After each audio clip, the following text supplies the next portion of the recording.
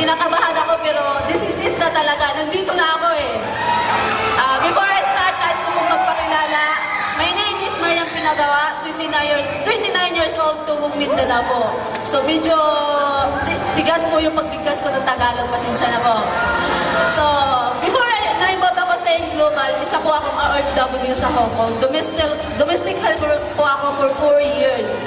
So, doon ko po siya nakilala at doon ko rin po nag-start ang network ko. Unang-una, mahirap kasi bilang isang OFW, 16 hours kaming nakatayo, 16 hours kaming nagtatrabaho. Sa mga OFW, I'm sure nakaka-relate kayo. Minsan pa nga, may bantay pa kami. Ang pinakamahirap doon, sa isang linggo, isang beses lang kaming maka-off. Minsan pa nga, wala eh. Kaya ang hirap talagang gawin ang business. Kasi ang business natin is mag-recruit. So sabi ng upline ko, alam ko makakaya natin to. So, thank you sa lahat ng nagturo sa amin kung paano gawin ang business through online. Doon ko ginawa yung business, doon namin nag-start, doon lumaki ang grupo ko. After 10 months po na ginawa ko yung AIM Global part-time, nakapag-for good po ako dito sa Pilipinas. So, after 10 months po, 3 months after, nakapag-invest po ako ng sarili kong townhouse. Dito po sa Cainta. Then sabay po noon, nakakapagawa po ako ng bahay namin sa probinsya. Yung matatawag na bahay, hindi kubo. Kasi alam nyo naman po yung mga bahay sa probinsya. Sabi nga ng mama ko, "Nak, I love you." Ganun pala yun. Kasi sa buong place natin, tayo lang ang may pinakamagandang bahay. Dahil po yan sa AIM Global. Grabe guys.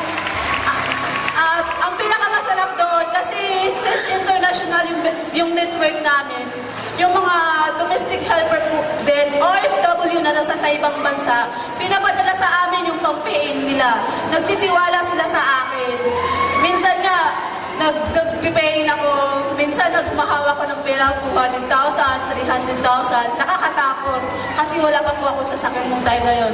So last month, nailabas ko po yung first car ko, yung dream car ko, brand new, Montero Sport 2014 model po siya.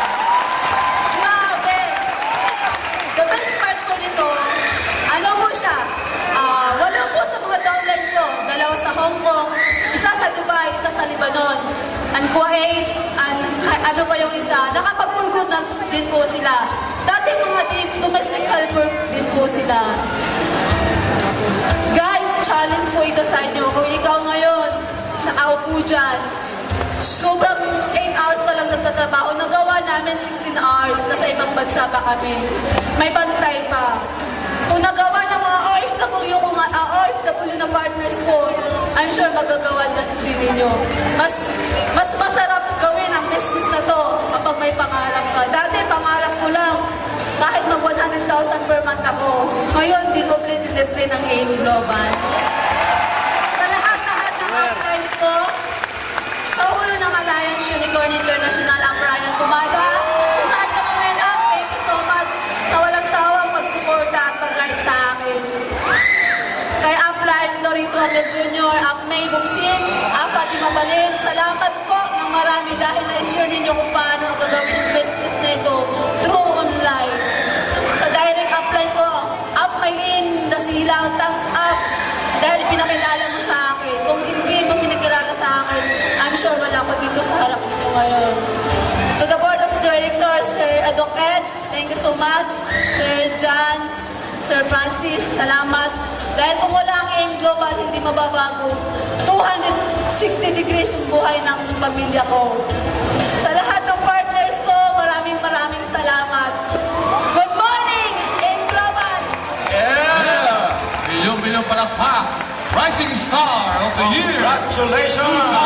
2013!